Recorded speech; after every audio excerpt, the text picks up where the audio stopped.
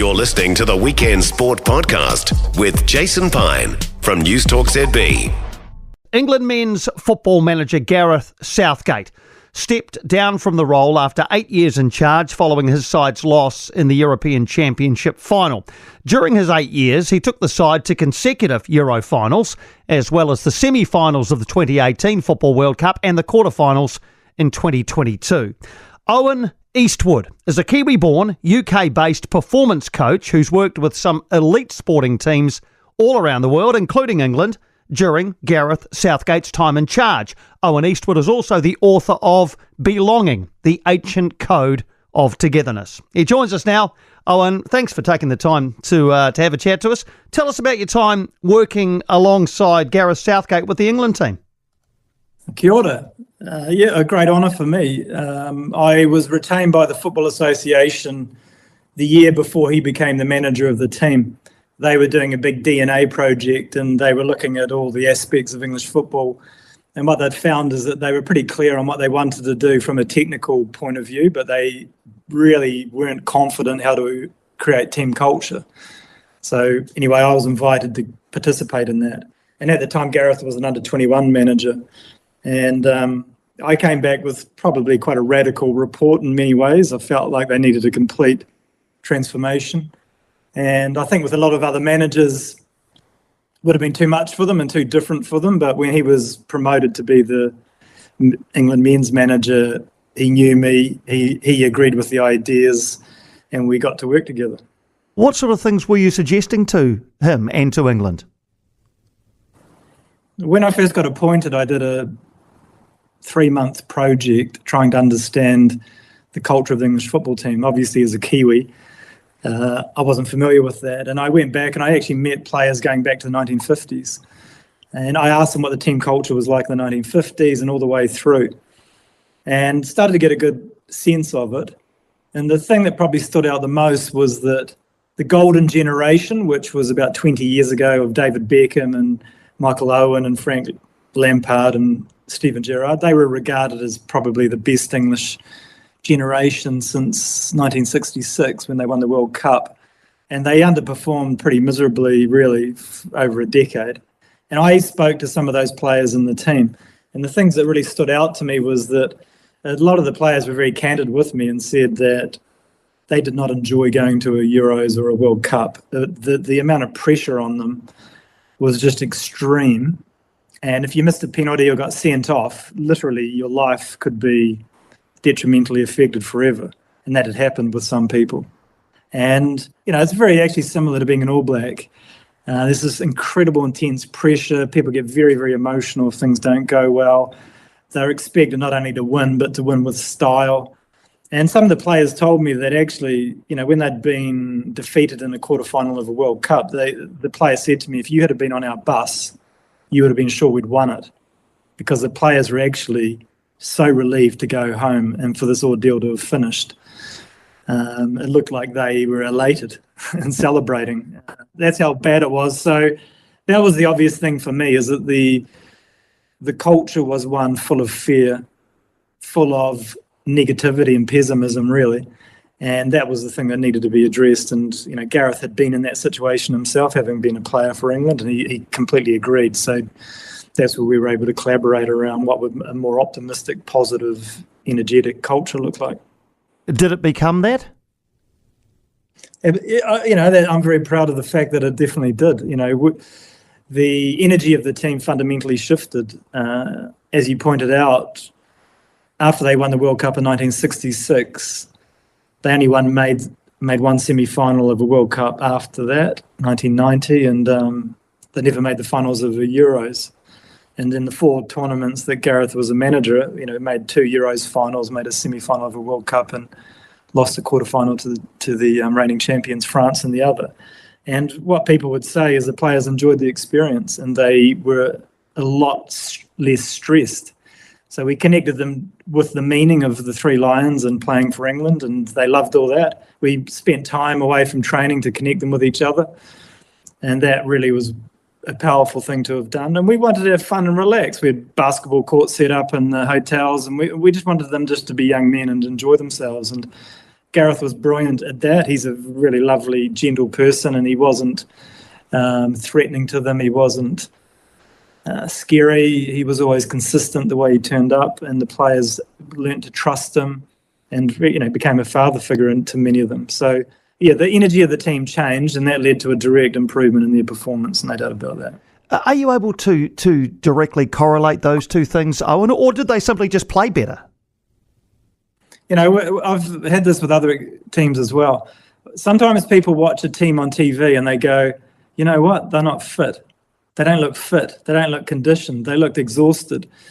And actually what I've learned is that often it has nothing to do with physical conditioning. The reason is that, and I think a lot of people who are listening to this can relate to this in their workplace probably, is that when you're in a very stressful environment where you don't really feel psychologically safe, there's a lot of tension around you and you don't really trust the environment or your leaders, that is chronic stress.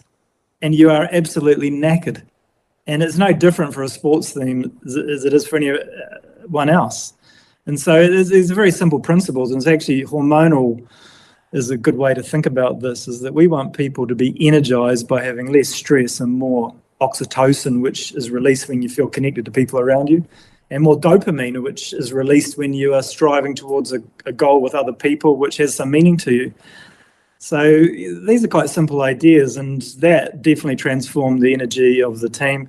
The fact that Gareth is always an optimist, he's focusing on what could go well rather than what could go wrong, that actually also changes the hormonal state of people. When you are surrounded by optimistic people, you are less stressed.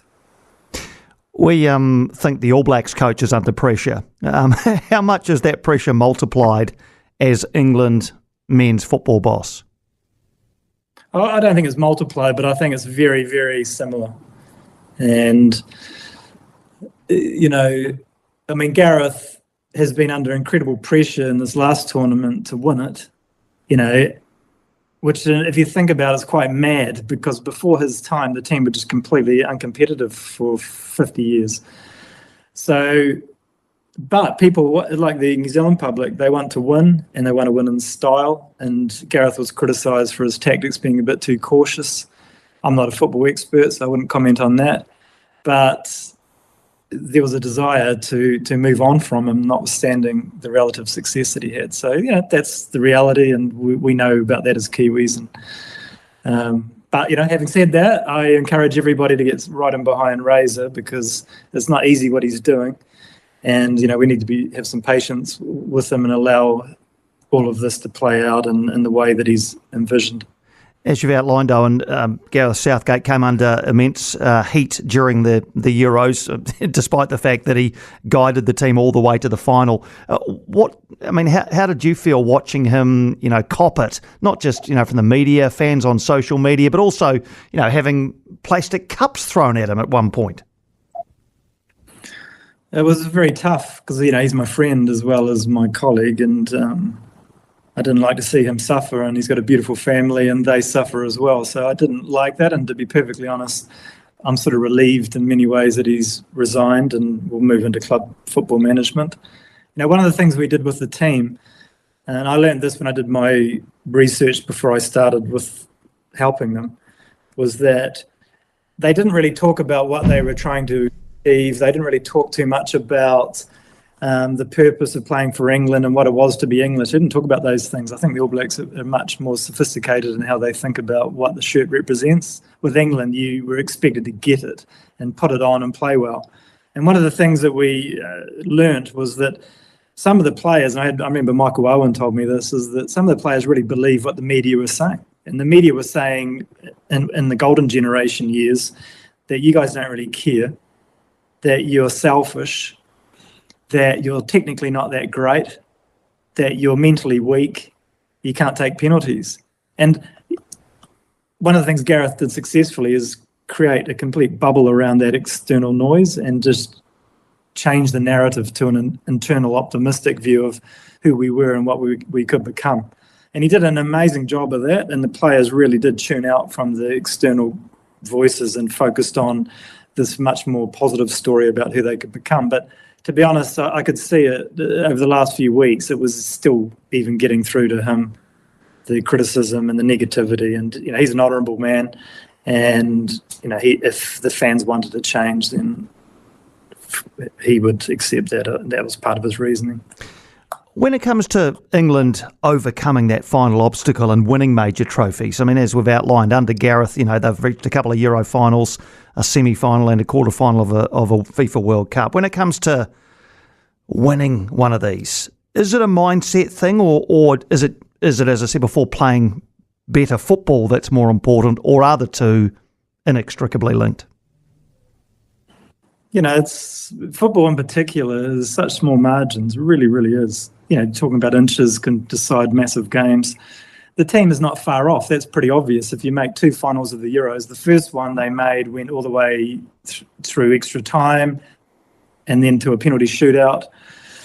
And then the second one was 1-1 up to the 85th minute. So they're not far away. Again, there'll be football experts out there who will be able to point to some areas of detail that could be improved upon, no doubt, and some tactical ideas that will take the team to another level. I'm comfortable in saying that.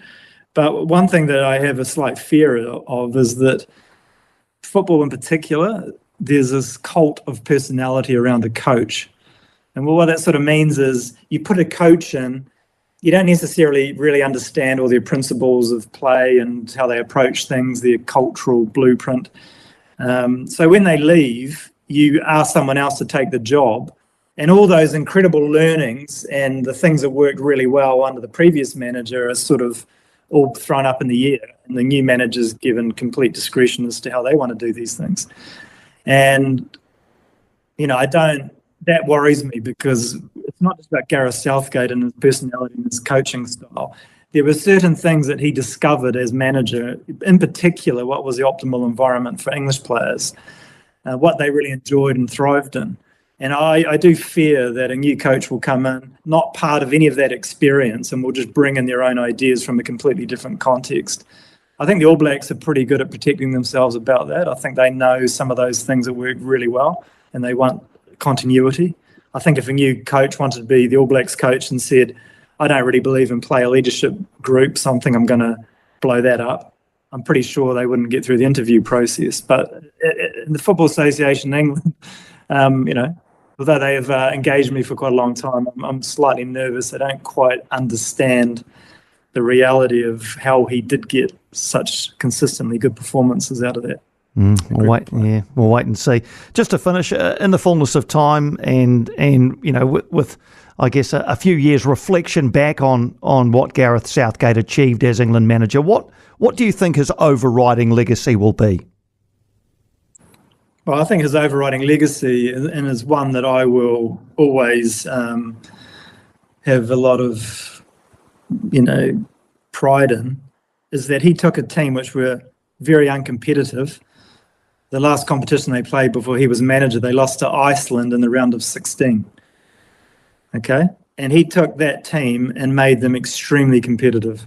And what more can you want from a coach? And yes, they still to win a trophy.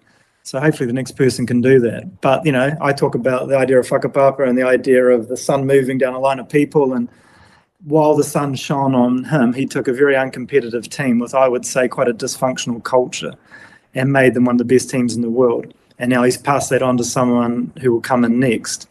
And that's a huge thing for him to be proud of.